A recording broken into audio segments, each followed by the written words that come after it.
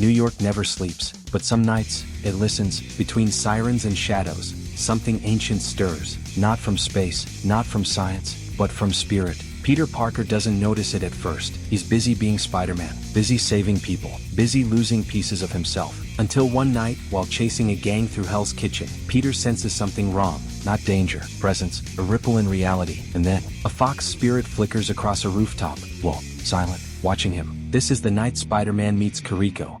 1. Who is Kiriko? Kiriko Kanazaka is not from Peter's world. She is a protector. Raised by warriors, guided by spirits, bonded to the kitsune, the fox spirit of speed, healing, and balance. Where Peter's powers come from science and accident, Kiriko's come from legacy. She doesn't swing, she teleports. She doesn't fight with brute force. She strikes with precision and heals with a touch. When realities collide, thanks to a failed experiment involving Stark tech and multiversal energy, Kiriko is pulled into New York, stranded, alone, hunted by forces that sense her spiritual power, and Spider-Man becomes the first person to reach her. 2. First bond. Their partnership begins with misunderstanding. Peter jokes. Kiriko doesn't laugh. Kiriko moves with discipline. Peter improvises. But in battle they are perfect. Spider-Man distracts. Kiriko strikes. Spider-Man falls. Kiriko heals. For the first time in years, Peter fights beside someone who understands responsibility without explaining it. She sees through the mask. She sees the exhaustion, the guilt, the loneliness. And Kiriko, who has always carried the weight of tradition, finds comfort in Peter's humanity. Not a legend, just a man trying to do good. 3. Love between science and spirit. Love doesn't arrive loudly. It arrives quietly. Shared rooftops. Late night talks. Moments where neither has to be a hero. Peter shows Kiriko New York. The people, the chaos, the hope. Kiriko shows Peter something he's never known. Balance. She teaches him that responsibility doesn't mean suffering alone. That healing is not weakness. That even heroes deserve peace. For the first time since Uncle Ben, Peter feels grounded. For the marriage, they don't marry in a church. They marry on a rooftop garden overlooking the city. No press, no Avengers, just Aunt May, a few trusted allies, and the kitsune spirit watching silently. Peter vows to protect Kiriko in every universe. Kiriko vows to anchor Peter when the world tries to tear him apart. As they exchange rings, the fox spirit glows brighter, not in warning, in approval. Spider-Man Parker is no longer alone. 5. The New York legends. Together, Spider-Man and Kiriko become something new. Not just heroes, guardians. Crime drops in the city. Villains fear not just webs but sudden silence, glowing footsteps, and fox-shaped light racing through alleyways. Peter fights smarter. He gets hurt less. Kiriko's healing keeps him alive, but her wisdom keeps him sane. They become whispers, the spider and the fox. 6. The threat that wants Kiriko. But power never goes unnoticed. A cult drawn to spiritual energy discovers Kiriko. They believe the kitsune spirit can be bound, controlled, weaponized. They attack not New York, they attack Peter. Because that's where Kiriko's heart is. Peter is beaten, broken, left hanging between life and death. And Kiriko must choose, save her husband, or protect the spirit that keeps reality stable. 7. Love over destiny. Kiriko makes her choice in silence. Not with words, not with a spell, but with a step forward. The air around her fractures as ancient sigils ignite beneath her feet, symbols older than cities, older than gods remembered by name. The kitsune spirit within her stirs, sensing what is about to happen. This is not how it was written. This is not how it ends. The cult chants louder, desperate now. They feel it too. The future they worship, mapped in prophecy and blood, is unraveling. Their ritual was never meant to be stopped. It was designed around inevitability. Peter Parker was meant to die here.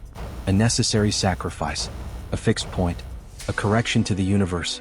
Kiriko looks at him, broken, barely standing, still trying to rise even as the ground beneath him collapses.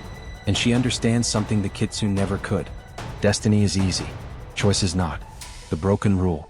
She reaches inward, not carefully, not cautiously. She opens herself completely to the kitsune. Every seal shatters. Every rule, written by monks, spirits, and gods who feared this very moment, breaks at once. The kitsune screams, not in anger, in terror, because it knows the truth. This power was never meant to be wielded by love. Reality convulses. The sky folds in on itself like burning paper. Time stutters, seconds repeat, then vanish. Gravity loses meaning. The cult symbols rupture, their voices silenced mid-chant as the spell collapses inward. Foxfire erupts from Kiriko's body in blinding waves, raw, unfiltered, unbound. Not divine, human. And that is what makes it unstoppable. The fall of the cult. The cult does not fight. They cannot. Their future is gone. Every prophecy they clung to dissolves as Kiriko's power rewrites the moment itself. Their leader reaches out, screaming about balance, about consequence, about the cost of defying fate. Kiriko does not answer. She has already paid. The ground opens. The ritual circle collapses into nothingness. And just like that, it is over. The cult is erased. Not defeated. Invalidated. The price no one asked for. The foxfire fades. The world stabilizes. And Kiriko falls to her knees. The kitsune's spirit withdraws, not violently, not in hatred, but in mourning. Its voice, once vast and eternal, is now distant. Weakened. Bound. For the first time since the bloodline began, the connection is no longer absolute. Kiriko breathes. It hurts. That's new. She touches her hands. They shake. Her power is still there, but muted. No longer infinite. No longer eternal. She is still extraordinary. But now, she is mortal. Peter Parker lives. Peter stirs. Alive. Not because he was destined to be, but because someone refused to let destiny decide for him. He looks at Kiriko, understanding dawning slowly. He has seen sacrifice before. He has been sacrificed. But this is different. She didn't lose her life. She lost her forever. And she did it without hesitation. Peter pulls her into his arms, carefully, as if afraid she might vanish. For the first time, he is not holding someone he failed to save. He is holding someone who chose him. Over prophecy. Over cosmic balance. Over eternity itself. What remains? The kitsune watches from a distance now, no longer a god whispering orders, but a fading guardian bound by a human choice. The universe moves on. Scarred. Changed. And somewhere deep within Peter Parker, something settles. The knowledge that love is not a weakness. It is the most dangerous force of all. Because it can do what no power, no prophecy, no god ever could. Can say, no, not today. Not like this. Not to him. 8. The future. Years passed. Peter Parker was older now. The restless energy of youth had softened into a quiet wisdom, honed by countless battles, heartbreaks, and victories. His Spider-Man suit hung differently on his frame, not just a symbol of power, but a reminder of responsibility, of choices made and lives touched. The city still needed him, but he no longer raced through the streets alone. Kiriko had found her own path. The wild, untamed energy that once surged through her veins had transformed into a steady, gentle strength. She ran a small healing clinic in the heart of New York, a sanctuary for those in pain, both physical and emotional. Her hands could mend wounds, yes, but her presence healed in ways that medicine could never explain. People felt lighter, safer, as though some unseen force watched over them. And there, in the quiet moments between Peter's patrols and Kiriko's patience, they found joy together in a child. Fast, clever, and compassionate, the child was a living bridge between worlds, human in spirit, ordinary and extraordinary. Sometimes, when the wind whispered through the trees or shadows flickered at the corner of a room, they would see a fleeting glimpse of a fox spirit. Silent. Protective. A quiet guardian whose presence was a reminder that some magic never truly leaves. Peter's life had changed. He was no longer just the hero swinging between skyscrapers, burdened by guilt and duty. He was a father. A partner.